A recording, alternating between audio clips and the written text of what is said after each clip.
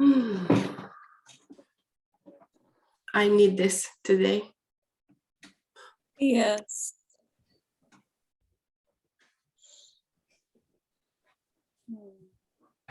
Beautiful.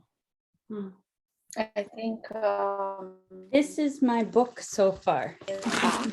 You're back. Hey, awesome. I love it.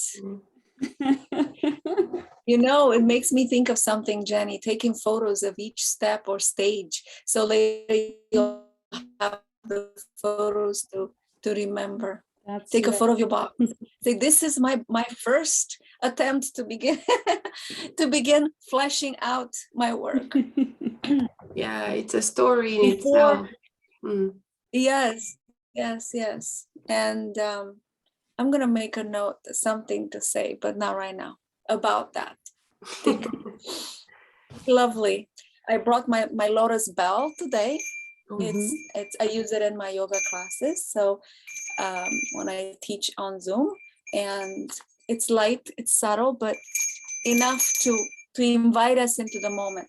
So if you're on a chair, and we're both on a chair, so it's fine. We could do a little stretching on the chair. You don't have to get on the floor. I'm on a cushion on the floor in a cozy, quiet spot here in my place. So if you are okay to bring your beautiful hands or palms open somewhere in your lap, on your knees, whatever feels comfortable. And we begin with a short invocation that I love using every morning. Paul already knows it because I use it a lot. And this invocation allows us to receive our connection. It's always there, our multidimensional connection to our presence of being that is super intelligent, super knowing, omnipresent. So it goes like this, and you can whisper with me, breathing it in, every word alive in the breath. I know who I am. I know what I am. I know how I serve. I am here. I am here. I am here. And you may even place your hands at your heart if you want to experience it with palms like this or palms open. It's a different sensation every time as we receive those words. I know who I am.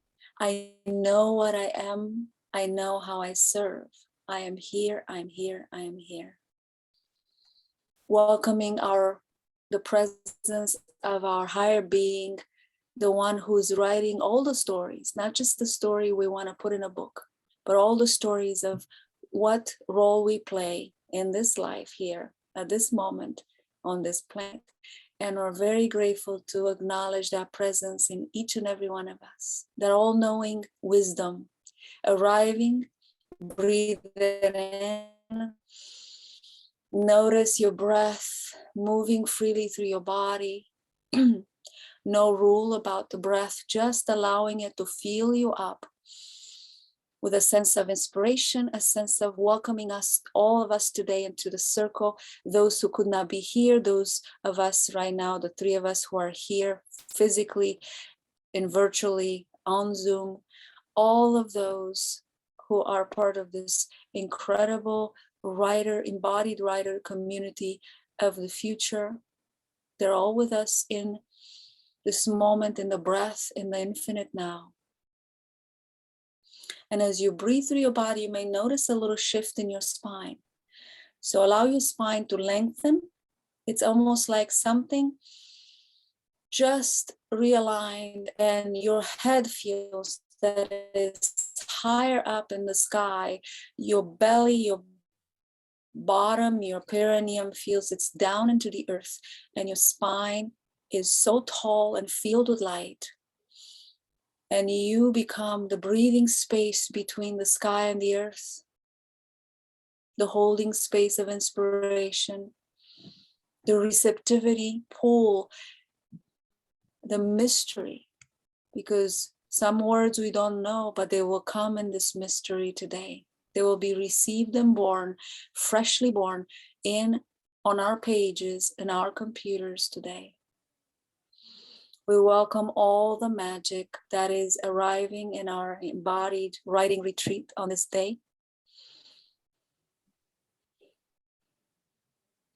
We feel the space between our forehead, or crown, and perineum open up even more, as if our whole body, our whole physical form has shifted to be this higher being already.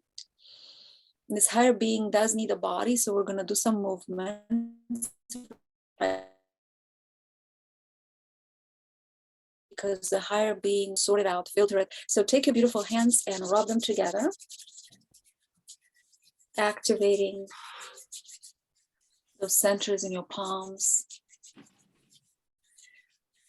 And then as you bring them a little farther apart, noticing the tingling energy, noticing you are this energy, go up towards your head, bring your arms up, stretch your arms, and create a big, what looks like a big egg of energy, or big round circle, whatever shape, oval, round, and bring them around and bring them back up, and keep going like a rocket ship to the moon.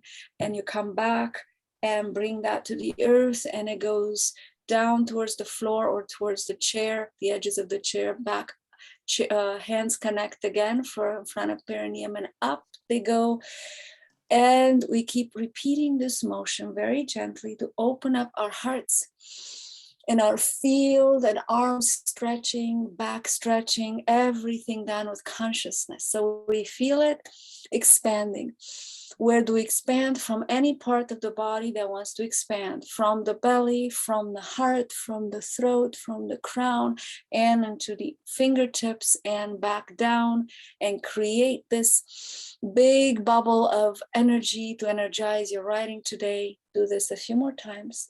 And again, if you feel you're doing it too fast, slow it down. Slow it down so your movement becomes very meditative, and every part of your awareness is watching your hands, your arms. It feels your sensations. Everything is engaged. Attention, senses, breath. You are all of those dimensions. And when you're ready, when you're done with this movement, we're going to do some stretching. I'm on my pillow, so pretend I'm on my chair. We're going to take opposite hands to opposite knees, and gently touch that edge of the knee, look back, let your hand and your arm rest behind you or on the edge of the back of the chair, and look back. Maybe 5 seconds or so, breathe into that twist. Twisting is so important every day. Spine holds a lot of energy that needs to be released. As you come up again, let's switch, and we'll do this at least 3 cycles. Breathe in, breathe out. Allowing yourself to feel that contraction of the spine, that twisting energy, that wringing of energy. Is like a washcloth being, all the static energy is being released. As we come back to the center, we realign again, we feel lightness. Take your time, finish your 3 cycles at your own pace.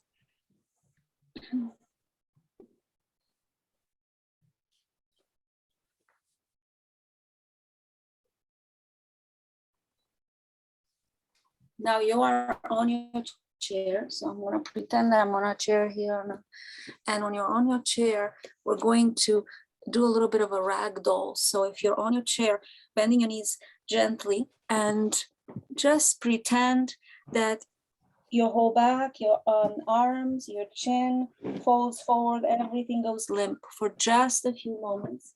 Everything goes limp, and come forward. Let your whole body, your upper body just feel fluid. The fluidity in the back of the neck, the fluidity in the back of the head, the fluidity in the back of the arms, elbows, your whole back just becomes softer and softer. And we surrender that upper body parts, the upper body, the whole upper body, to the breath, to the moment. It's also almost like a gesture of, I surrender my head, I surrender my mind to higher being in this moment, to my higher intelligence, to my higher senses. I offer myself to be an instrument, highest essence and inspiration I can receive today. And we do that with humility and simplicity, and we come back, hands to the heart.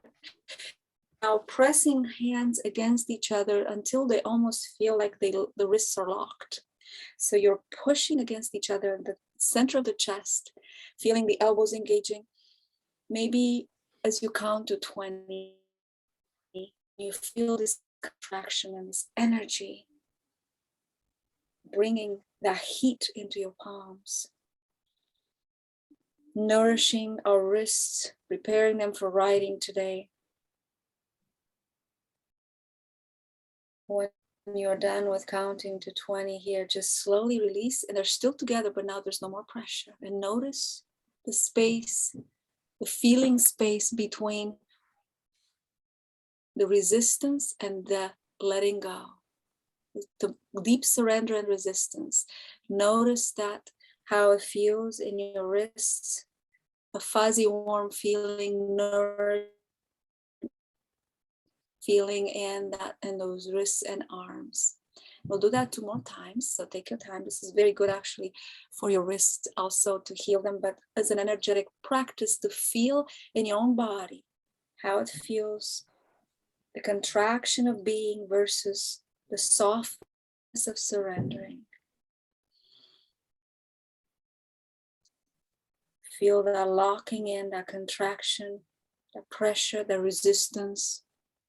Both are necessary. As you release, again, after your 20 seconds, for 20 more seconds, enjoy the softness, the flooding of energy through your hands, wrists, elbows, perhaps forearms.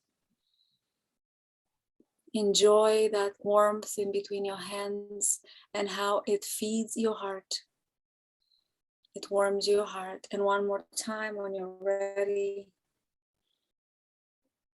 Everything you've been contracted about, you've been tense about it, put it into this action of pressing your palms together. Put it all there. Everything you've been fighting against or you felt you had to push against, put it there. And the moment we exhale and let go, let it all go. You might use your breath as a release, a sigh this time. Continuing to feel the hands together, but no more pressure. It's as if they're being held together by grace, by the moment itself, by softness. They just know how to stay together. They have an intelligence of their own. Release your hands. I know you cannot do butterfly, but you can pretend to put your feet together down if you'd like. Or on the chair, you can bring one foot on the edge of the chair so you have half of a butterfly. And all we want to do is a little bit of the wing stretching. So the side stretching within the twisting. And then I'll check in with the timing, Paula, and let me know if that's good for now, if you want more, more stretching.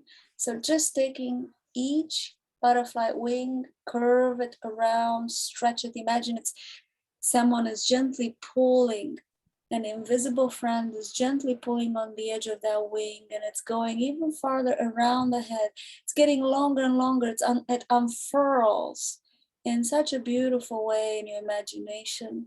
Today, we will stretch those butterfly wings beyond our potential, beyond our imagination. And again, the other side. First, begin with what's possible, then allow through your breath as you breathe in and out of that space of the wing of the butterfly. Imagine that the invisible friend is gently, softly touching the edge, pulling on it so that it unfurls even more. And I like doing it in three cycles, so you count for yourself. Your 3 stretches, 3 wing stretches today. Beautiful job.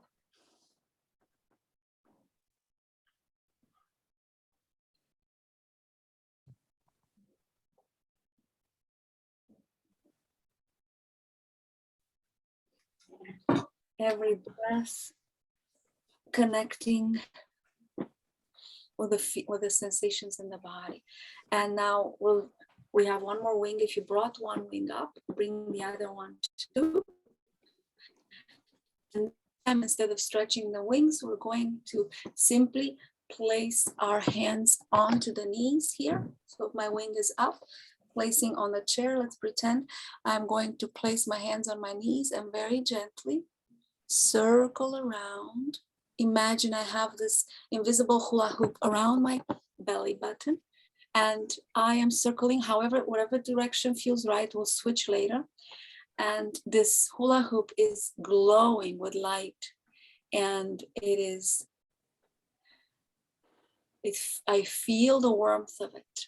I feel the warmth of this energetic hula hoop just giving me support around my lower back, my lower belly.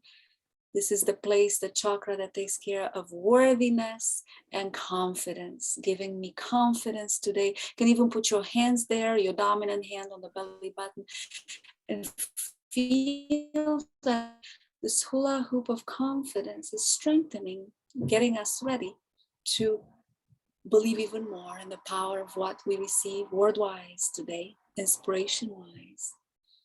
Strengthen that within ourselves internally, for we do not need to look outside for validation any longer. We want to build this inner confidence any chance we get. And notice how that also helps you hip, because it opens the hips and release legs. If there's a way for you to stretch your legs, the way I do it on the chair is just pretend, I'm going to pretend I'm on my chair here. I stretch my legs forward, both of them, so the heels are on the floor together. And I lean back, if it's possible, I lean back and like this towards my feet. And I just let the back of my legs and the whole back, the body, all of those meridian lines open up by breathing gently into my whole back body, the back of my whole body. So just do that for a moment, and I think we're complete for now, Paula, unless you want. I'm not good at keeping track of time with these practices, but I'm looking here. Okay, we're good. Les, you know, we're good. We're good. Everything is fine. It's just perfect. Thank you so much, Cesarina.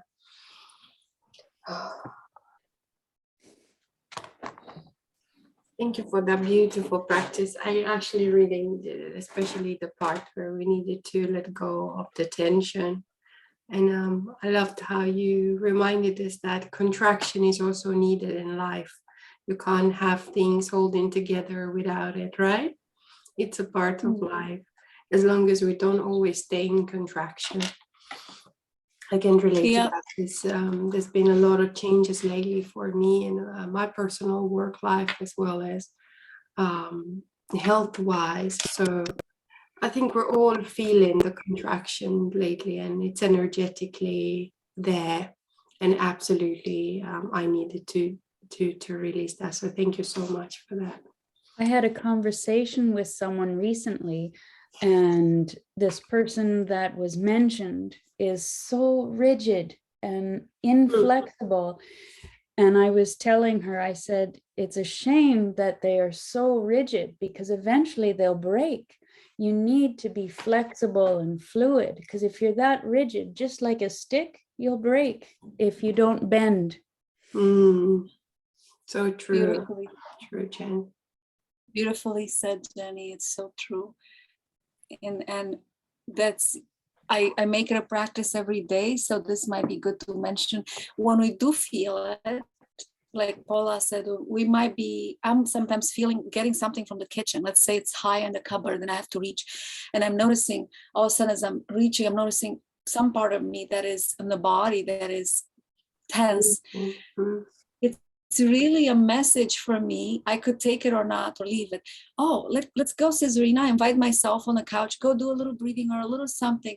Get that to open up, because that affects not just my body, my whole beingness, you know.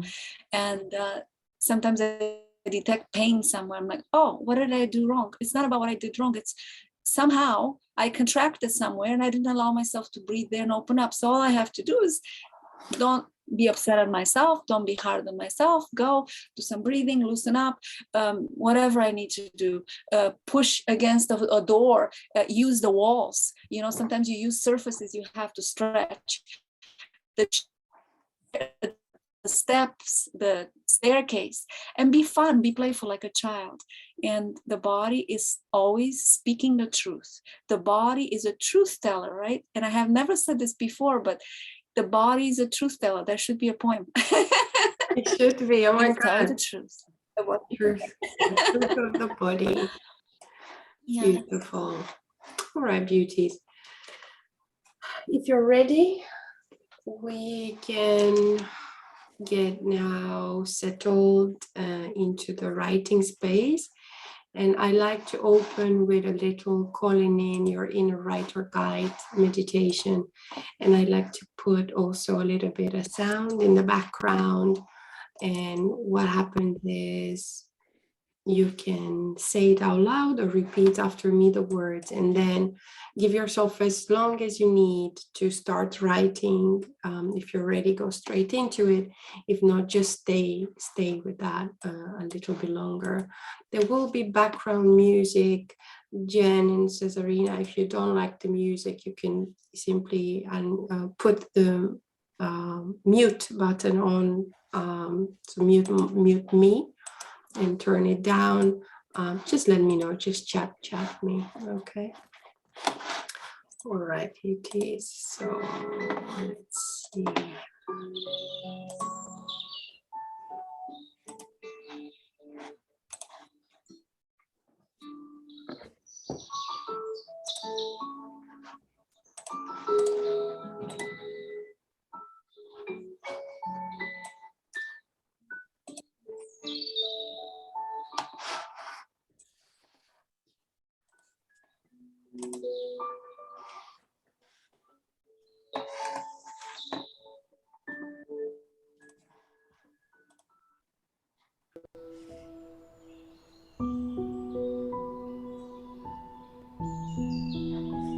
Let's take a deep breath and be grateful for this time that we were given and gifted to be able to put our words into writing and gift it to others so they can also experience the joy that we've experienced, as there is joy at the heart of everything.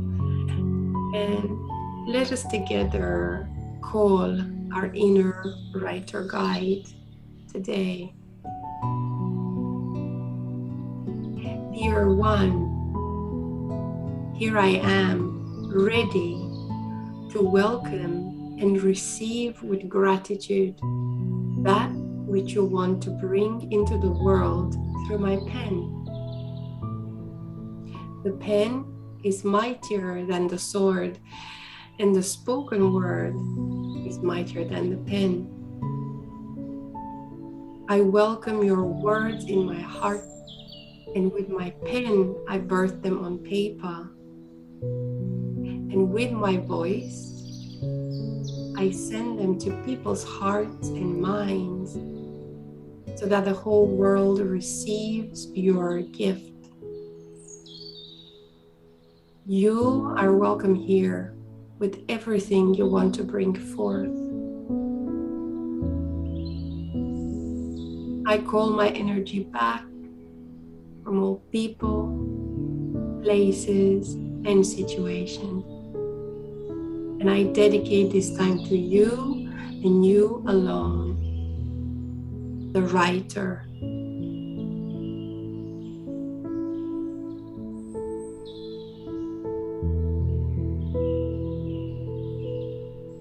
I feel like saying that the next 5 thoughts that pop into your mind are the stories that you need to write about today. Take your time to gently pick them out. This is your inner voice, your inner guide, talking, communicating with you. Whatever pops into your mind right now, I That's why you need to write about.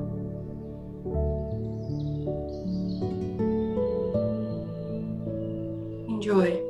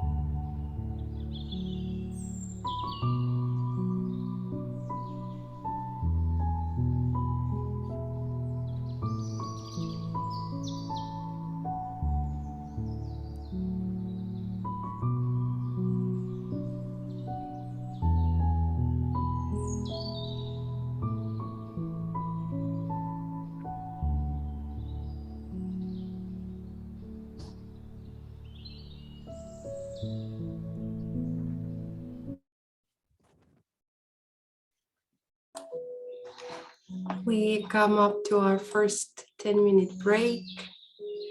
I enjoyed the music. That was really nice background music. I'm glad. Kept me in flow. It does keep in flow. I find the same, Jen. I don't know everybody does. Sometimes it keeps you in the flow, and it gives also the mind something to kind of distract itself with, because otherwise my thoughts would keep go backwards and forwards. So I hope you enjoyed the first session. And Vera, welcome, sweetie. I know you're away and you're with your family. How are you? I'm really good, thank you. I just noticed that I look completely away. Doesn't matter. I'm at my brother's place and they're doing a renovation. The walls are getting rid of stuff and they're painting them again. And yeah, so it is lovely to be here. Oh, I'm glad you could make it. Thank you for joining us, sweet Vera. We got Jenny with us, and Jen is a friend of Incan, and she met us through the Light Warrior Collective, which you've also been at. So we're really happy to have you both. All right, lovely. So it's time for 10 minutes break. Get some water, stretch, go for a walk, open a window, do something like that. And when we come back, we'll do our second embodiment practice of the day, and then we'll write for 1 hour straight. So yeah, get a snack, get your whatever you need, and I'll see you in 10 minutes time. Okay? Cool. I'm leaving everything open. Vera, yeah. I just have to show you my my 14-year-old is there with his cousin. Oh, and he's reading her books and everything. She's 3 years old. She's the cutest little thing. And they are so cute. Oh. And now it's like, Lua, like read. So we're waiting for the pet book so that we can read it to her. Oh, yes, Sylvia's book. Yeah, I got it the other day. It's wonderful, wonderful. Yeah, it's a full house here as well. They're not in my room, but they're everywhere else. And they're actually doing my garage as a birthday present.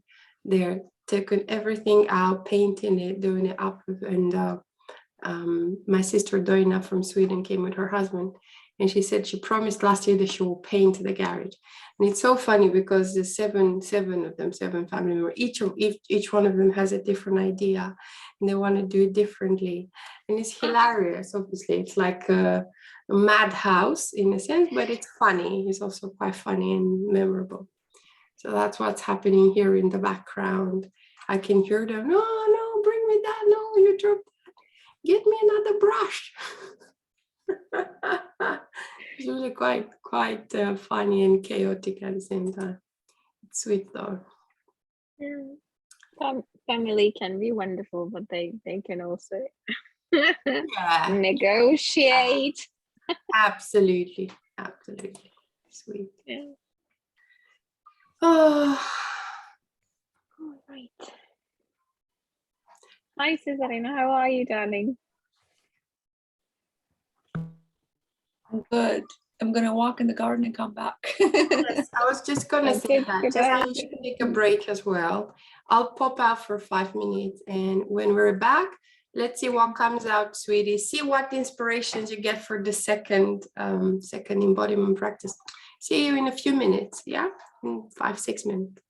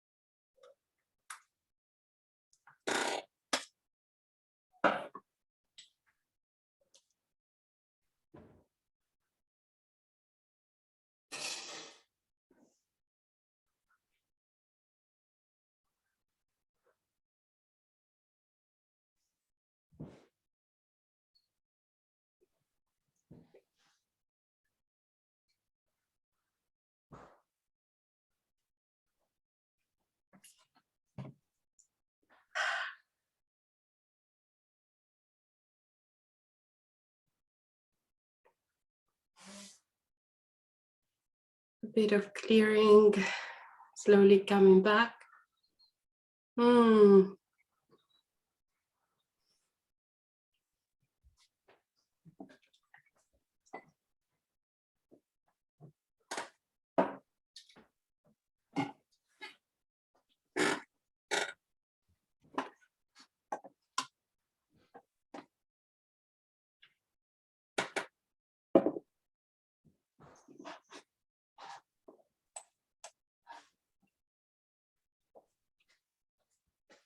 How is everyone? You feeling okay? Tessa, are you feeling good? Good. Yes. Just give it any chance to come back. If she's not back already.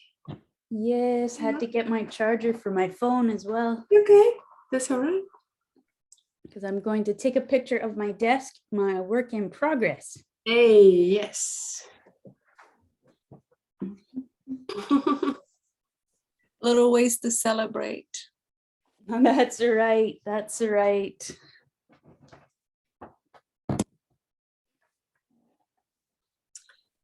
Okay, welcome back to the second part of the retreat. This is our second embodiment practice of the day.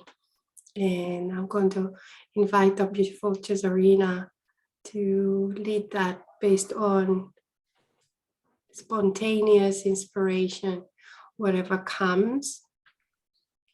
And then I will lead you into the second session of writing with a little reading. I was outside in my garden and I had the inkling. I need to read you a piece of inspirational text. First, let's see. Cesar, what comes to you?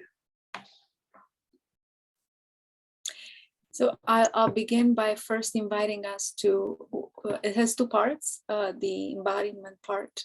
It has two sequences, I should say. First, I'll get off the screen and we'll focus inward to listen to the practice and what it entails. And then we'll actually get back on the screen and do it standing up.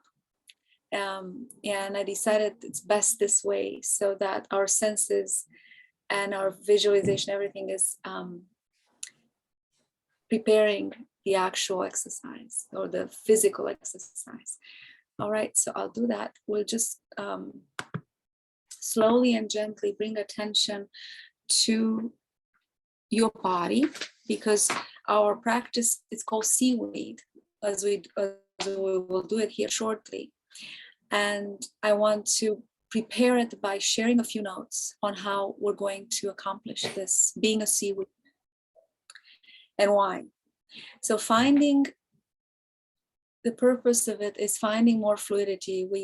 Vera, we talked at the beginning when you were not here with Jenny and with Paula about the power of being grounded, but also fluid in our grounding. So this goes on to deepen that practice of being receptive at all levels in our body, in our mental, emotional aspect of being.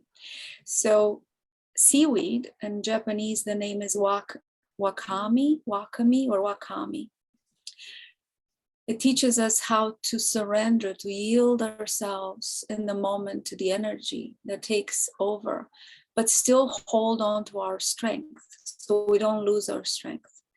And we often, when something strong happens in our life, a big challenge or a big anything, something that provokes or challenges our core of being, a stressor or a big traumatic event, we often look at it as getting off balance. It gets us off balance and then we have to recover. With this practice, we're going to get into experiencing, feeling that there is a power coming in, but it does not take us off balance. It actually, we work with the energy of it and we don't have to recover. We simply gain more strength. So seaweed, as you remember, seeing a seaweed in water, all of you, for a moment, remember a time when you looked in the beautiful water, perhaps it's clear water of a creek. For me, I think it was last summer here in Canada. I was walking and on the edge of a creek, I was entranced, watching this very soft, gentle, greenish, would look like a little green snake, fuzzy, sort of snaky shaped seaweed moving towards the edge, and it was surrounded with rocks. And the current of the water was able to pass through it. And it was the part of the seaweed that was very grounded. It was holding itself into the earth. The rest of the seaweed, the body of the seaweed, was undulating and being moved left and right. And you would wonder, oh my goodness, how is it not being broken or taken away by the wave or the force of that water? But it was not. It was taking the energy, yielding to it, standing in its own strength, and returning that energy through the body of the seaweed back into that contact it had with the earth. So through the grounding of it, it was bringing the force of the energy through its own body, getting strength and working with that, undulating and modeling for us what it means to be fluid and grounded at the same time. Okay, and so we're going to actually, for a moment, stay with that movement of the seaweed, close our eyes, feel it in our body just for a moment before we actually do it. What do we learn from the seaweed? That we can surrender, we can yield and stand in our strength by returning the wave's energy to the earth. So yielding or surrendering doesn't mean to go off balance and recover. When the energy is high in our body and it doesn't return to the earth, it throws us off balance. So we learn to know how in our body, absorb the force of this energy and work with it, returning it to the earth so that we do not get off balance and, like Jenny said earlier, break. So how do we do that? We're going to come on the screen here in a minute. Where's my... I'm gonna have to do it standing up. So why do I do it standing up? We need a point of connection to our feet. We're gonna be the seaweed. So I invite you to stand up with me in your room, wherever you are. And if you are the seaweed in a body of water right now, your point of contact is gonna be your feet. That seaweed that is locked in with the rocks, with the dirt, with the sand, whatever is locked in. The rest of the body is not locked in, only the feet. So you decide from which side you want to begin to feel the wave of the water coming through, the energy of the water. So take your time. This can be done with a friend as well, but we're going to do it without a friend. Imagine you have a friend on your right side, and that friend is gently using their hand to create the ripple or the wave. And if the wave is coming, so this is, it may look silly to you, but I like you to still be playful and play with me. So imagine the water's coming. You cannot move your feet. You are grounded. You're fluid. You're soft in your knees. The key is to soften the knees. If you don't soften the knees, you're going to get off the balance and move those feet. Soften the knees. Soften the limbs of the body. And imagine now that the water is flowing, whatever direction it wants to come, maybe the front, the back. And give each wave of the water, each undulation of the water, give into it, yield to it, surrender. Notice how you're softening more and more. The waves of the water take you. You move, you're free, you undulate, but you are not being thrown off of balance. You may go forward, you may go right, you may do things you've never done with your body before, and it's wonderful. And you're softening everywhere. And this is great to practice because it's a metaphor for every moment of our lives.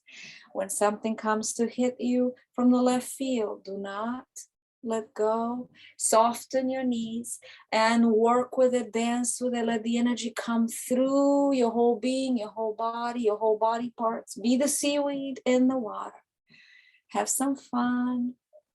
Almost like you feel the water pressure, and it might come more in the front, and it might go push you from the back, and that's okay. Let it push you and dance with it, and be fluid but grounded, fluid but grounded, fluid but grounded. Become the water, become the seaweed. Do not break. Learn how to dance with every impulse of energy that comes through. Anywhere, everywhere. You're no longer fighting or resisting. You're creating more power, more grounding, more strength with it. Working with it, not against it. Powering with it, not against it. Do not power over, power with it.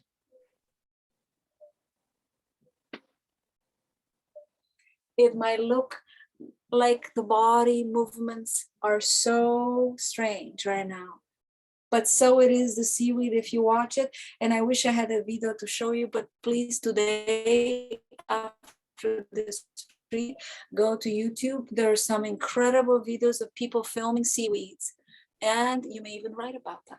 Now you know how it feels as you have tried it in your body and you watch it and you learn from a seaweed. Best teacher of fluidity and grounding. Fluidity and grounding.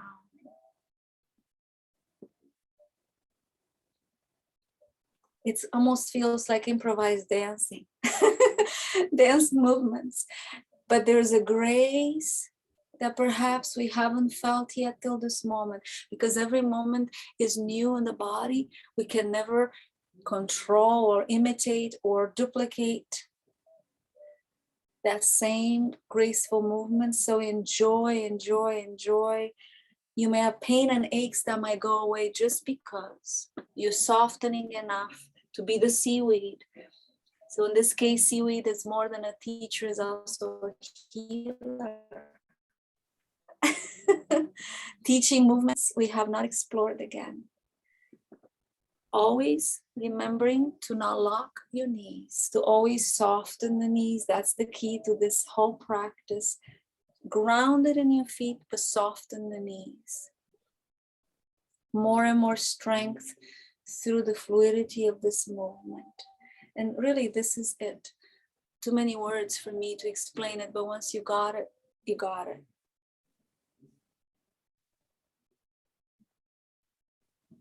And when you do try it with a friend, let them gently be that wind or that wave of the water and be around you and push you, and then you respond to their push, and see how fun that could be, teaching each other how to be fluid in the moment, how to be seaweed friends.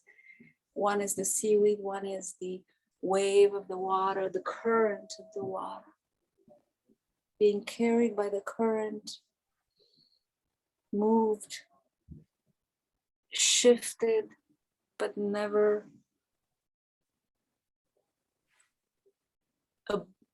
thrown off balance, never taking off guard.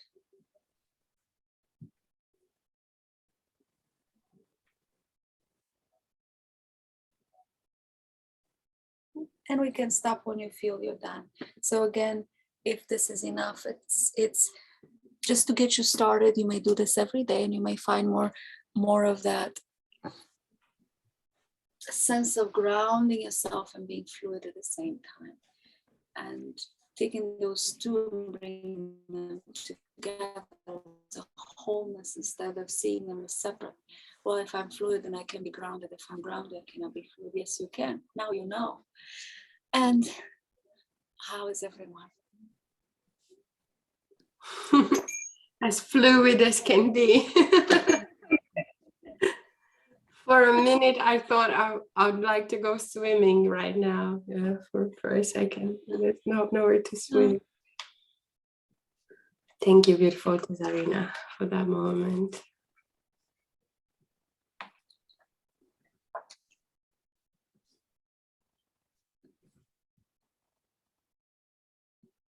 I just took a note on that.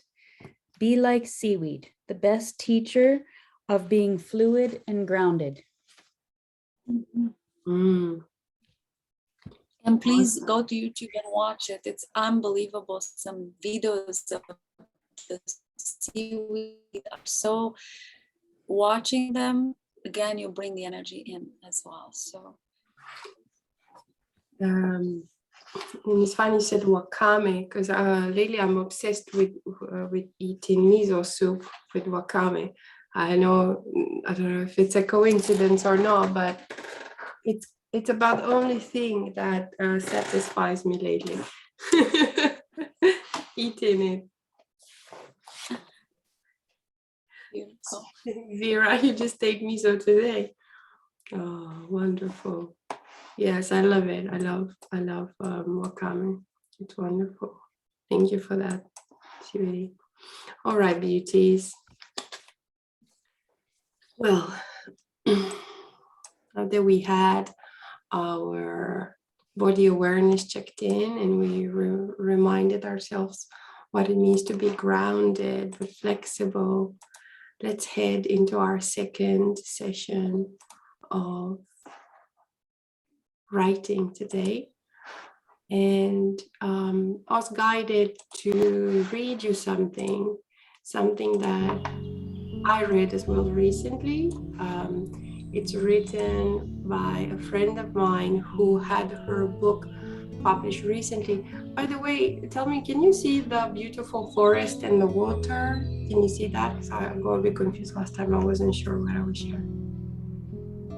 And it's from a book called Darling, and it's about feminine strength, feminine power, and all the details of that. It's a poetry book, but Alexandra does write a bit of prose as well. And I read a beautiful piece about being a writer, a poet, but a writer as such. As we all use words as a form of expression. It goes like this: to be a writer, and even braver, a poet, how necessary is to shatter in order for poetry to bloom. I think this type of freedom, it's not something that you just find in the world, like a white goose or an almond tree. How important it is to let your light shine, to pour yourself into words, to not allow sadness to live in your chest, to dance with the hurt until the soul becomes sore, and to share your healing as a rebirth. Poetry overcomes the things that break us. To write is to grow new skin, an endless transformation, an honesty to the parts of us that search for the fault and greatness in what means to exist as a human in our world.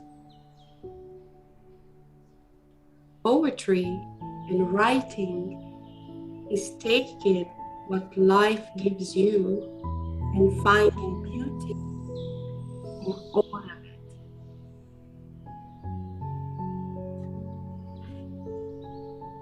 A fire like you, there is a certain wonder, a subtle grace when a woman falls in love with herself.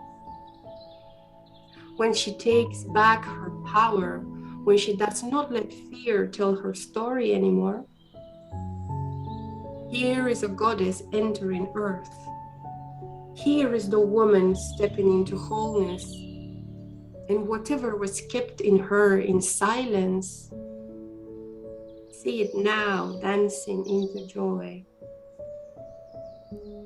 Something lightens in herself and something breaks. She walked away from war within and welcomed peace back in. There is no fire like her, not now when she finally decided to show up in celebration of her sacred faith.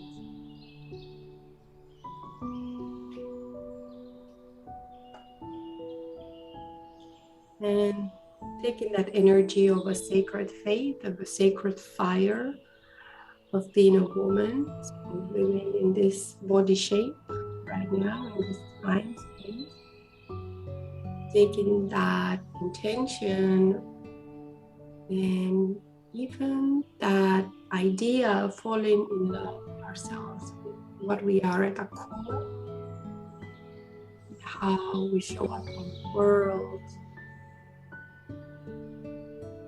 and becoming curious of how that may show up in our words, in our writing. And we bring the authenticity of who we are at our core, of the fire that we are, into what we write. How can we do that?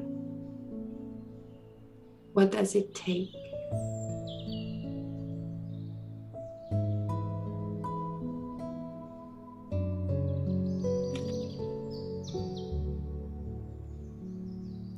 Every answer is in the question. And there comes a point when there's no need for questions anymore.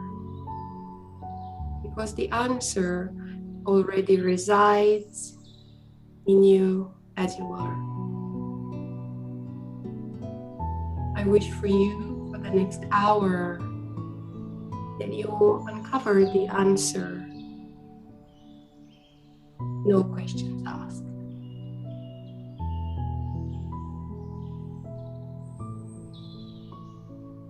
Whenever you're ready, begin writing or sit a bit longer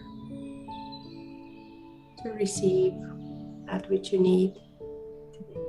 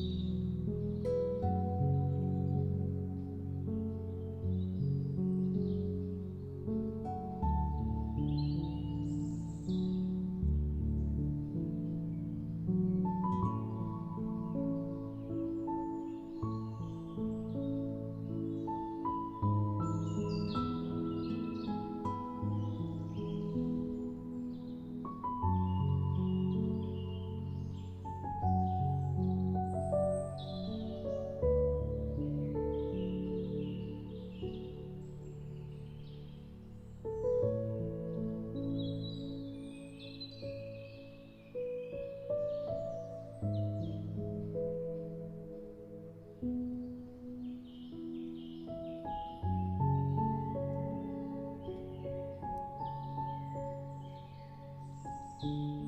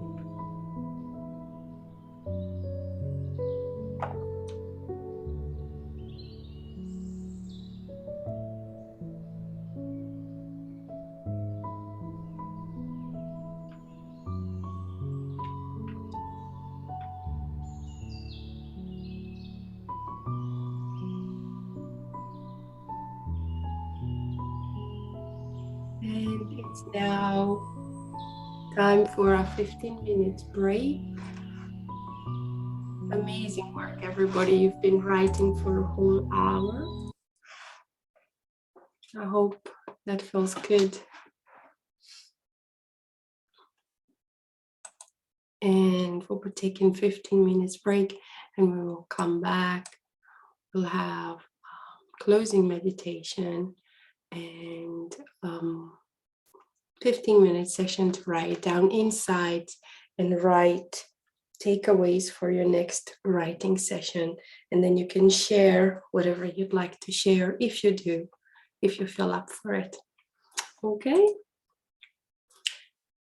Time for a snack, time for a stretch, and I'll see you in 15 minutes.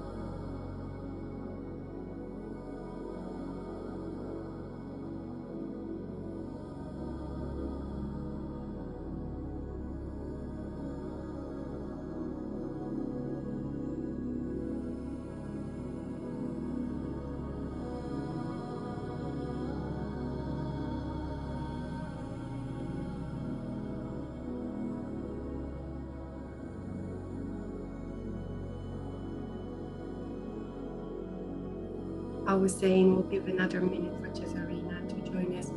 And I was contemplating during our break on our closing meditation. And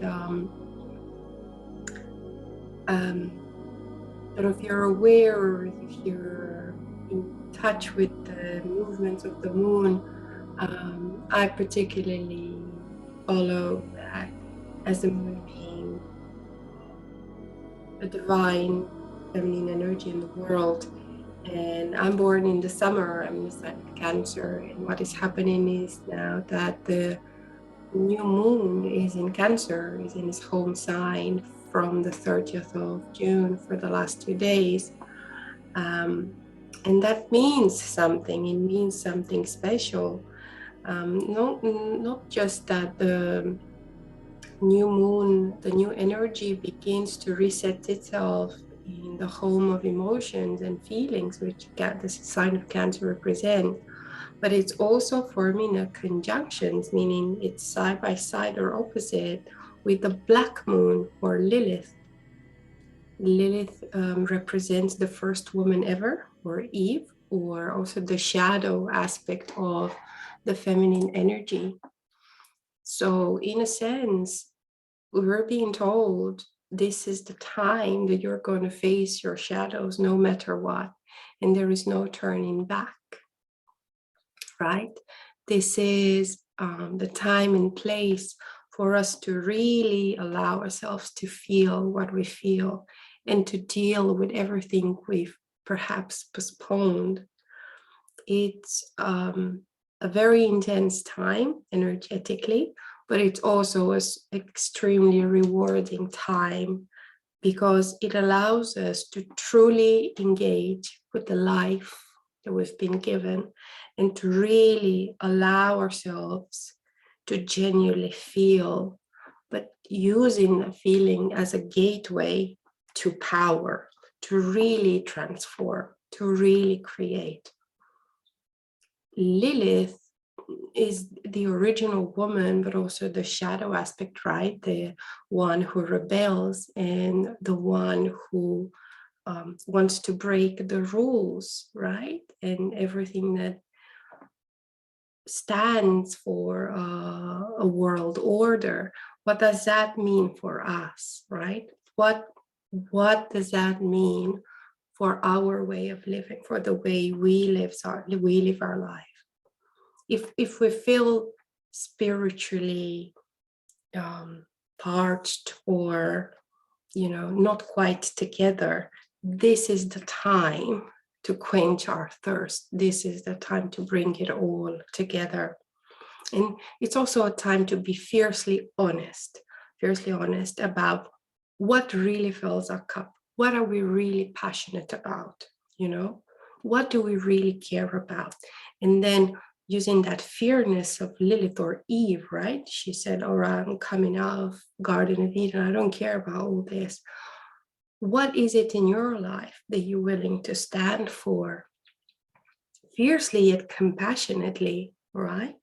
What is it that you really care about? What are those dreams and those projects? May that be a book, in your case, that you're both writing, and I know you're both writing. What is it that supports that, and what is it that you'll give your voice to in order for that to happen? And this is now more than ever that we reached a place in our collective mind, in a spiritual collective, when we must take this sacred pause.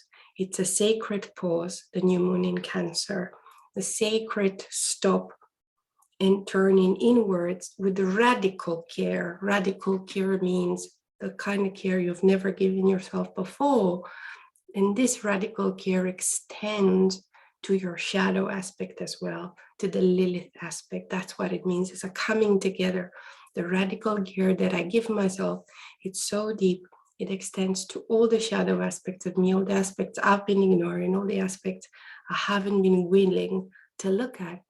But through the power of radical care, the transformation is no longer painful. It's just a union that happens in a way that Cesarina started. You have the hands together. First, there's a constriction, but then if you let go of the tension, you see that there's a magnetism between the two that naturally holds your hands together. In the same way, our new moon, the energy, and the dark moon, together they're one. It's just one moon rotating. It just depends which side it's facing you, right? So I wanted to mention this. I felt called to mention the aspect that's surrounding us. I definitely feel it. I was physically ill as well. It manifested in that kind of shift of energy as well. But I was forced to pause for 3 days. I was kind of in bed. My voice disappeared. And I was just cared for by people around me. So I want to invite you to do 2 things, and also to congratulate you that you have given yourself this sacred time. This is an extremely quality time, and I want to also say I appreciate it extremely. It's very intimate, very gifting time that it keeps re-gifting itself. The quality of this time is in the intention and in the energy that you put when you come here. It's not about numbers, it's not about quantity, this is about the quality of it. So I hope you recognize that as well. So inviting you to extend this retreat space into a sacred pause that you can access anytime, anywhere, whether you need to pick up a pen and write something down or record in your voice. Oh, I just have this idea about the story or a chapter or a poem or a paragraph that I'm going to include into my book. So you can access this anywhere you go. So I want to invite you to tap into this sacred pause. And the second invitation for you is to really consider, what do you really care about? What do you really wish for? And Cesarina mentioned to me yesterday, just coincidentally, as it happens, that she's done a meditation about the wishing tree on a group that she runs. And I've said to her, if she feels called to bring that image with us, maybe perhaps not the full meditation, but just the image of the wishing tree, for us to really connect with that aspect of ourselves that we want to bring forth, that's really connected with that new moon, new start energy, where we have no choice but to make our wishes come true, in the coming together of the aspects of ourselves that are now meeting each other in heaven and here, right? Thank you so much for coming. And I want to hand over to you, Cesarina, for this part. And just please bring in whatever you feel called to conclude our closing session today, and then give time to everyone for 10-15 minutes to write down some insights, and then we can talk.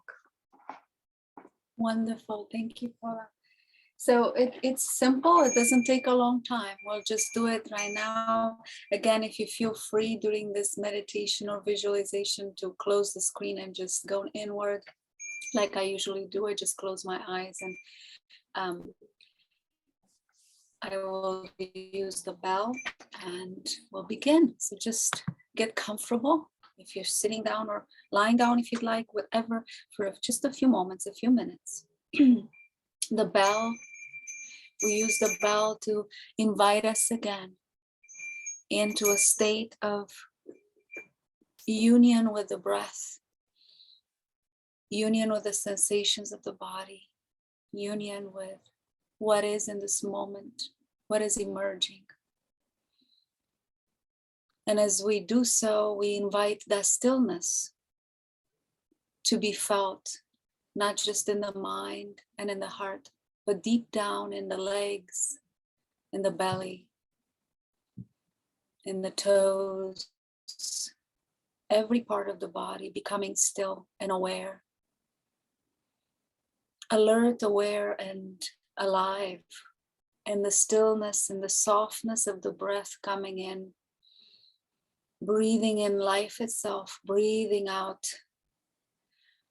any resistance to that life, breathing in the expansion, the softness, the fluidity we spoke of earlier, exhaling any tightness, limitation, stress, self-imposed rules, anything that's no longer needed in this moment, in this new month, in this new season of our lives. And as we just watch the breath and set ourselves free, breathing in and breathing out, breathing in and breathing out. This tree of wishes practice is very easy and very simple to do anytime you want to, because we simply relax and invite in our imagination, behind our closed eyelids, we invite the vision of a tree We imagine we're standing in front of our own tree of wishes. We determine how tall this tree is. We ask or sense or look at it, and we decide how many branches it has. This is our own magical tree of wishes, so we get to envision it exactly as we want. How do you feel when you stand in front of your magical, magnificent tree of wishes? Notice how you feel. What color does the tree have? Perhaps it's not all green or brown or yellow. Perhaps it is a rainbow tree. You decide again. Are the leaves green or multicolored? Do they shine or sparkle? Think about and envision in your mind's eye your own connection to this magical tree of wishes for just a moment. Breathing in, taking in this presence of this beautiful tree that you stand before, the companionship, the energy of it. Quietly taking in every detail, every aspect of this beautiful tree of wishes for you in this moment. And as you do so, we'll begin to reflect just for another moment about our life in this moment, our life as of this month, our life as July 2nd, 2022, any difficulties, any things we have encountered, anything that is right there in front of us today. What challenges, what would we like to change, what do we wish for, how can we make that happen? And bring any challenge, any wish, anything that you need. Take a moment to review, make it clear in your heart. I need blank, blank, blank. You can write them down if you'd like. Or simply just feel that wish or know it and feel it in your heart, rising up towards your mind to inquire or bring it to this tree of wishes. And then we can begin our process to make it come true. So we'll give you another 2 or 3 moments just to review your list of wishes. Maybe you start with 1 or 2. And as we practice today, we'll be able to do it every day in your day-to-day activity. Bring more wishes. You'll know how. You can make as many wishes as you like on this wishing tree any moment of your free time. So when you're ready, we're going to come closer under this tree and stand under it. It's so huge, so beautiful, like a canopy, like a sheltering, protective, incredible, magical being. And we're going to get closer and hold one of the leaves of the tree. Touch it, feel the texture, whether it's smooth or rough. Feel it against your fingertips and become very still, holding the leaf and make your wish. As you make your wish, please remember one thing. Bring into your mind every feeling that you can, every picture or feeling of what that wish looks like if it's already completed right now. So we're going backwards, we're going to the end result, feeling, knowing, sensing, allowing all of that to be completed in our imagination, in our feeling, in our body, as we hold this beautiful leaf in our hand, making the wish. Imagine how your life would be if this wish was indeed complete. Every detail, everything you can feel about it, everything you can see in your mind's eye.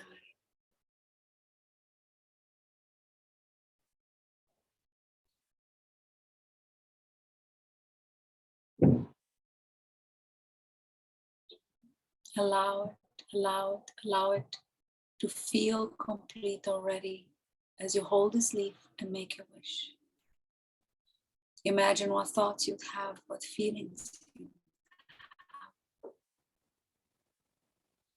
How would you breathe? How would you go about the day if that was indeed complete?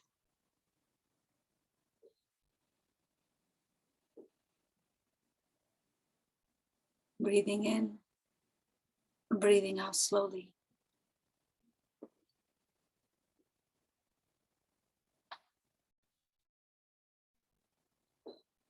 A few more moments to make that wish feel alive in your being right now. As if it is incubating, is maturing, it's becoming alive and complete right as we hold the leaf of this magical wishing tree that we stand under.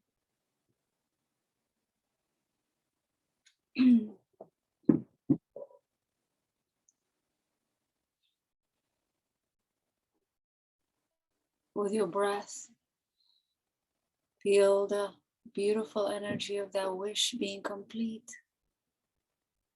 The infusion of that energy of contentment. Because your wish is indeed complete already. You may thank this beautiful, magical wishing tree for allowing this visit, allowing this wish to come true.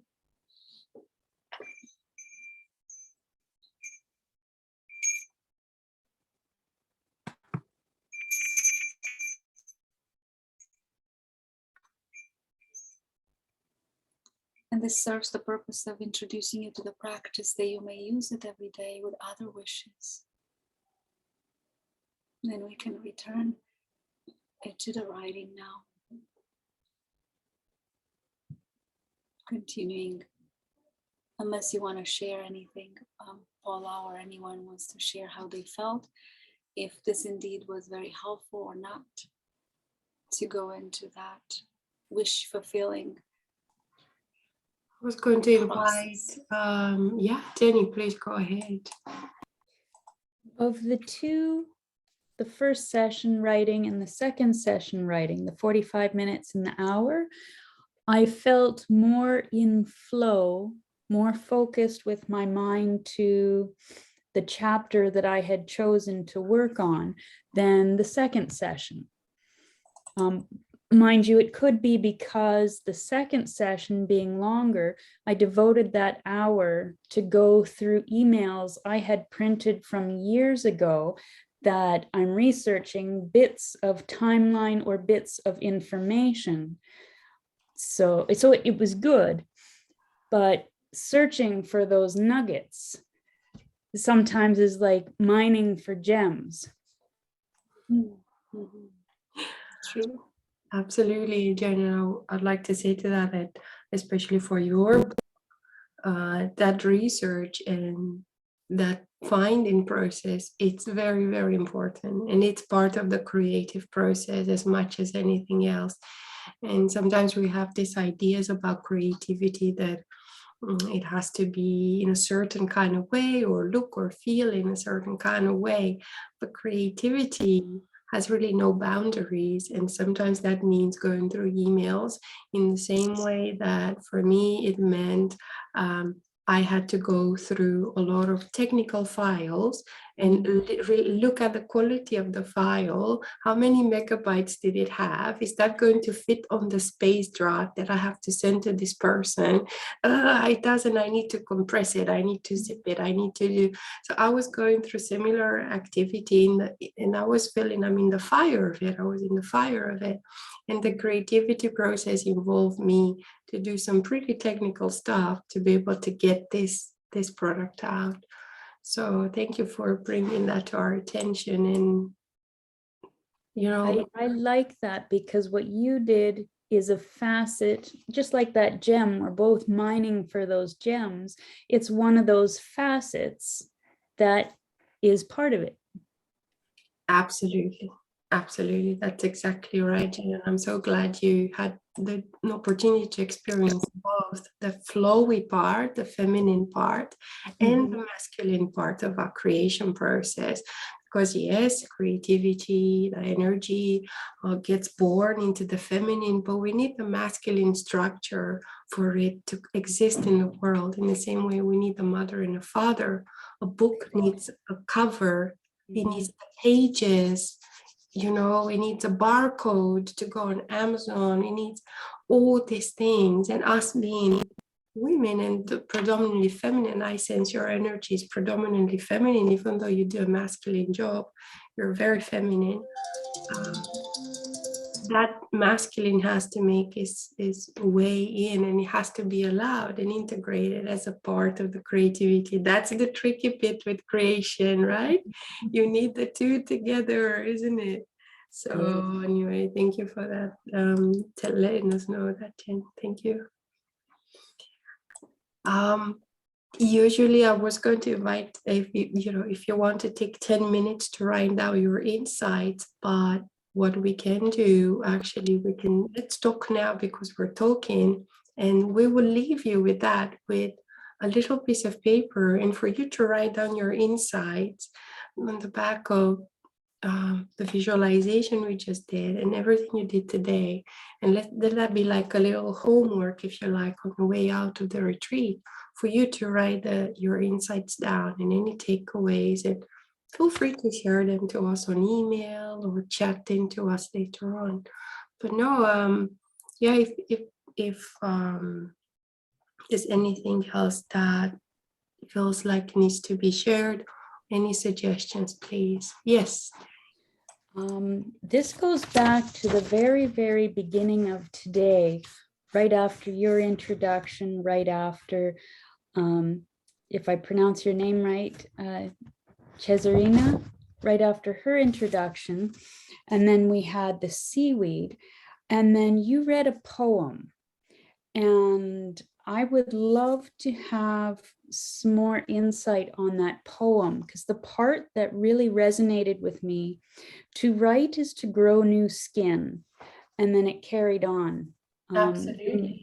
Very interested in that quote because it seemed quite timely for today. To write is to grow new skin, an endless transformation, an honesty to the parts of us that search for the fold and greatness in what means to exist as a human in our world. That was the full sentence. To write is to grow new skin, an endless transformation. It never finishes. And honesty to the parts of it that search for the fold, that Lilith aspect, that shadow aspect. Being honest, being welcoming about that shadow. Just seeing it, that it's there. I have a part of me that's searching for folds, but also search for greatness. I also search for greatness, the same human, the same, faulty human being has a divine or part in us that's just reaching naturally. It's an instinct. It's an instinct of heading towards something greater than my faults, greater than what my shortcomings are, right? And he says, in what means to exist as a human in our world, it is to grow new skin, because writing helps us integrate all this transformation for us. People who are here, people who get drawn to this, people who listen to this, we're people of the word. We use words as expression, and the word has a meaning to us. That's how we were coded, right? We're drawn to transform our experiences, and like we're shedding new skin through the word. To write is to grow new skin. And if we don't, we can't grow, we can't expand until we shed that skin. And Turi, I'm more than happy to share this with you. I'll email it to you. Again, I'll send you the book detail as well. It's actually, Alexandra messaged me today. It's free on Kindle for 72 hours. So she just launched it today, so you could download it and read it. It's full of gems, and it has a little bit of everything, but I really related to this text as well. So I'm glad it resonated with you. Thank you. Thanks. And even the ability to grow in my writing, to grow as a writer, because before that, my embarking on my book adventure, I wouldn't have considered myself a writer. And if it inspires someone else, I hope to pay that forward. Beautiful. What a beautiful sentiment, you know. What is a writer? I mean, what is it, Jenny? Who can tell? You know, what does a writer look like? What do they dress like? What they talk like? What do they eat? It can be everyone. It can be anyone, everyone and anyone, you know. What is a writer, you know? It's you. The answer to the question, again today, I think I said it, you don't need the question anymore because the answer is there already, right? You are it, you are the writer. And what's so wonderful about writing, and I love writing, it's unbounded creation. You could be, do, feel, transform anything. There's no limit into the writing, right? There's no boundary. You can't break any boundaries. I mean, I see writing as a way to make the impossible possible as well. It can be such an emotional experience because in going through my notes, I found this is where I originally started putting my notes for my book. And in it, I have who I'm dedicating my book to. And I happened to turn the page, and at the end of my book, with my acknowledgements, I wrote still moves me, but I wrote a tribute to my friend who passed. And she was my inspiration for many years. And being overseas, she was on the other end of the phone when I needed her. So I have already written, and it just brought to light that we can be so moved. And I'm hoping one day that my story moves someone else. So it's amazing what kind of emotions. And for me, it's gratitude. A big one of gratitude. So thank you for today. Wow. Thank you for inspiring me, and the fact that all facets of writing come together for creativity. The technical masculine, but the feminine flow come together, and it's all part of it. So thank you very much for today. Oh, my God, you're so welcome, Jenny. You know, you're such a rich, wonderful soul, you know, and I have to admire your commitment to this because it's not easy. And what you just did, the process is so emotional, it's so transformational. It is like skin shedding, and it's not for the weak of heart. This is not for everyone. You know, if it would be for everyone would be doing it. Anyone can write, but not everyone does. And that's the reason, that right there. The willingness to be vulnerable, to be open, to touch everyone just like this in a call with people you never met. And you're already inspiring through you being right here. The book is already written in your energy, in your code, it's already there. You already touched us, and there's a little tear in the corner of my eye, and you brought your friend's energy here. We know how much this means to you. So just use that in the tough moments, you know, because it will get tough. It does get tough. You wonder, you ask yourself, like I did today or a day ago. I was ill in bed and I was thinking, oh my God, why am I doing this?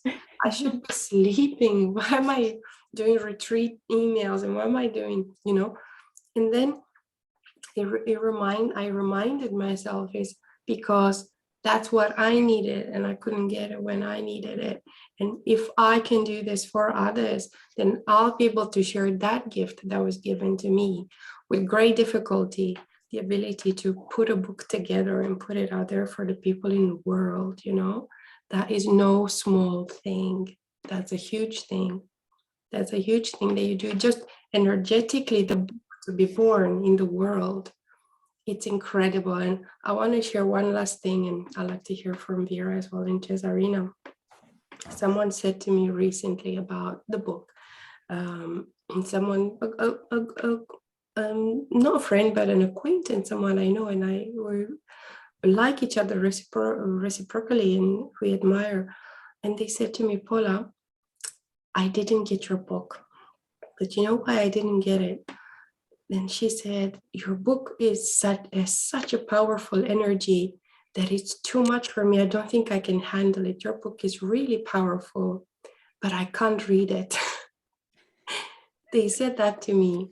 And you know, for me, that was such a one of the greatest review that anyone can give you, when they can tell you, I haven't read your book, but just from like having a glimpse of it, hearing a little bit, and she said, just looking at the imagery of the book, she realized that that would be too much for her, you know, and the honesty and the authenticity in that. And I thanked her with all my heart, because you know what? I said to her, you know, sweetie, so many people have actually done this but not told me, including close friends and family, but they haven't had the courage to tell me, Paula, this is like, when I look at it, I feel I'm not going to be able to process. So this is just to say that the book exists before it is read and before it is written. The book is already there. The energy of your book, it's in you. You already have it. All we're doing right here, right now with us, is getting another page, another photograph, another email, and just printing it. You're just printing the book. That's all you're doing, sweetie. And you're going to get there. And I can't wait to hear more about it. Just really can't wait. It's going to be super, super, super exciting. Thank you so much for being here today and motivating us all. Thank you.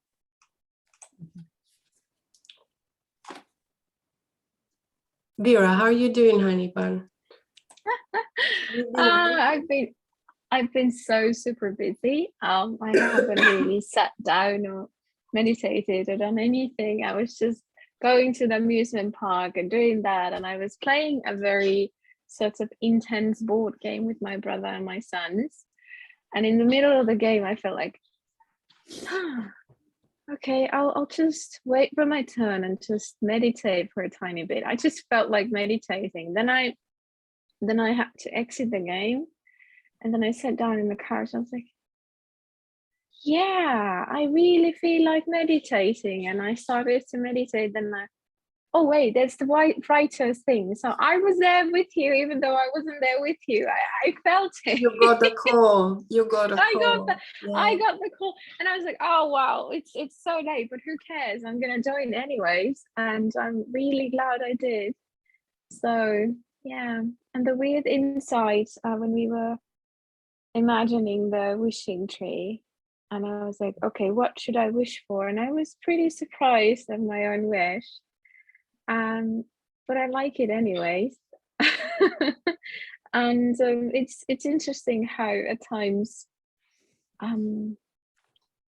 it suddenly just comes to you, a new thought, a new aspect of yourself, and this is how you learn to know yourself a lot better. So like you said about the writing process, it's partly you are getting to know yourself and going sort of looking at different aspects of yourself. And even though I have to be honest, I wasn't working on my book. I was working on PEP. I'm so in love with PEP. Awesome. And I'm translating a book. Yeah, PEP is another book. Yeah, and Cesarina, you know it. It's Sylvia's book. Sylvia wrote the children's book. It's just been out in English, and Vera's translated in Finnish. So you're still creating and helping PEP reach more people. Wonderful. And I'm being very how would I say, selfish with this one. I want to have it for my goddaughter.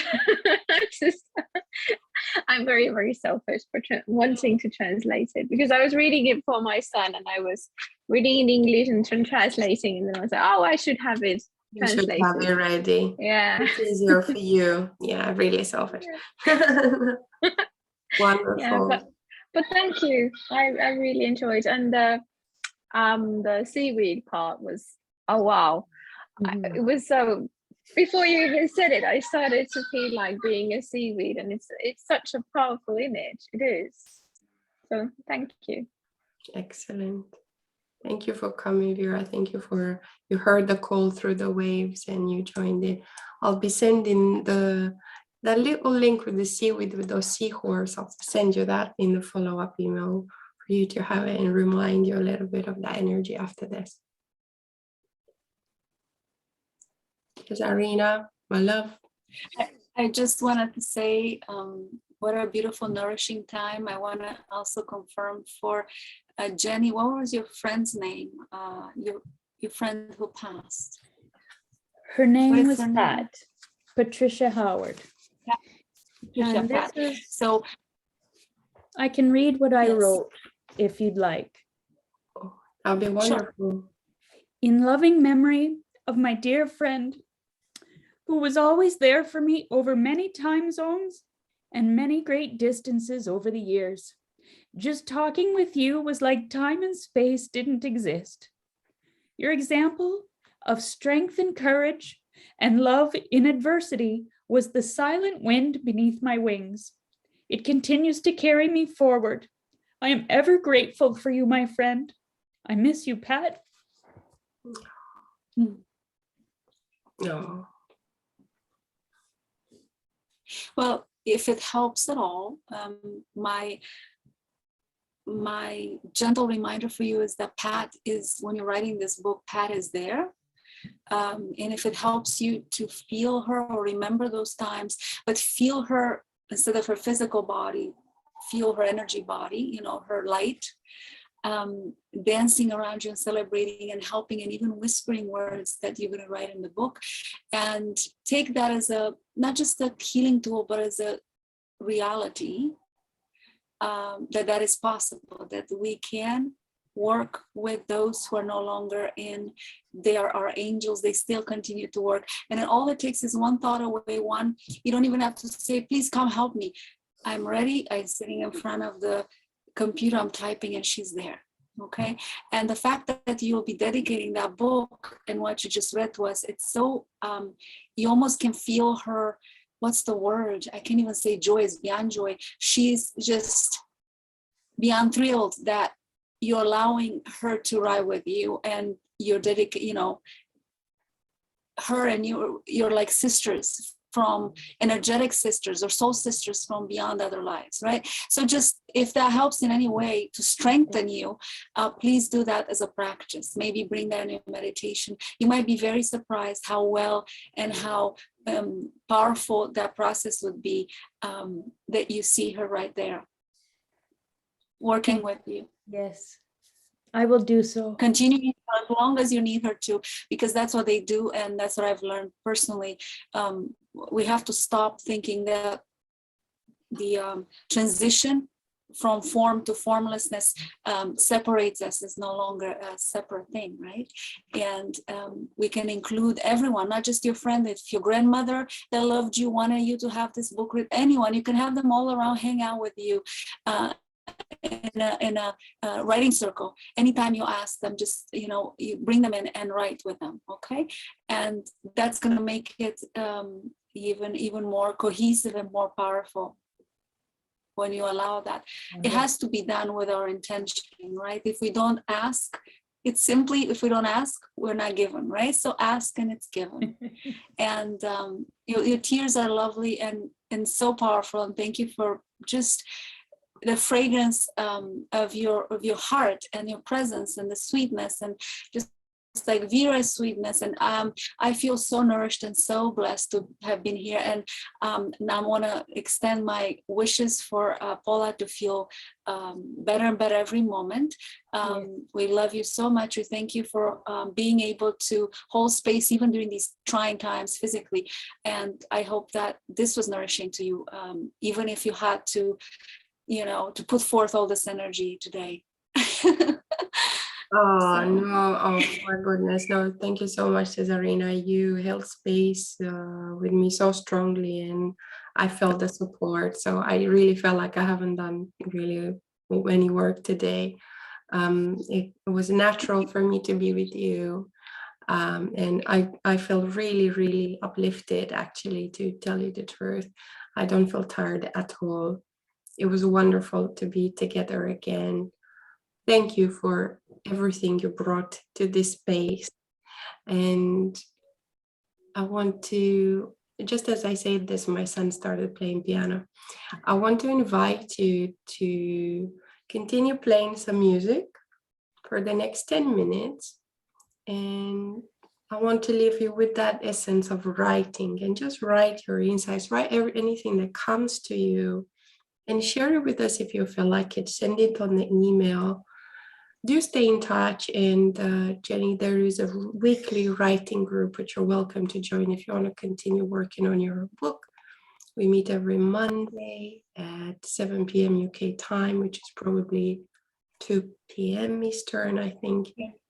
Unfortunately, that's still in the middle of my work day. Oh, you're working, yes. With my shift through the week. Right. Yes, it makes sense. Keep in touch for the next retreat, and let's hope to meet again and spend this sacred pause together. And the sacred pause that we all need. Loads of love to you. Thank nice you to meet you, Vera. Thank you very much, Paula and Cesarina. Thank you. Bye.